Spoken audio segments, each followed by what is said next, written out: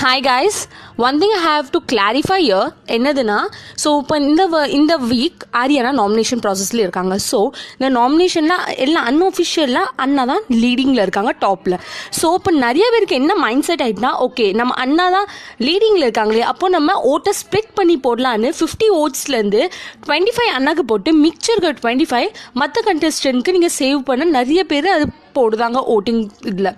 So please இதை stop பண்ணுங்கள். வெறும் ஃபுல் ஓட் நம்ம அண்ணாக்கு மட்டும் தயவு செஞ்சு போடுங்க. லாஸ்ட் இயர் பிக் பாஸ் 3ல் இதே தான் தர்ஷனுக்கு நடந்துச்சு. என்னென்னா தர்ஷன் அன்ஒஃபிஷியலில் தர்ஷன் தான் லீடிங்கில் இருந்தாங்க. பட் அதே வீக் தர்ஷன் தான் எலிமினேட்டும் ஆனாங்க. பிகாஸ் தர்ஷன் ஃபேன்ஸ் என்ன நினச்சிட்டாங்கன்னா, அன்ஒஃபிஷியலில் தர்ஷன் ஓகே லீடிங்கில் இருக்காங்க, அப்போ நம்ம ஓட்டை ஷெரீனுக்கு போடுவோன்னு பாதி பேர் ஸ்ப்ளிட் பண்ணி ஓட்டை போட்டுட்டாங்க ஷெரீனுக்கு.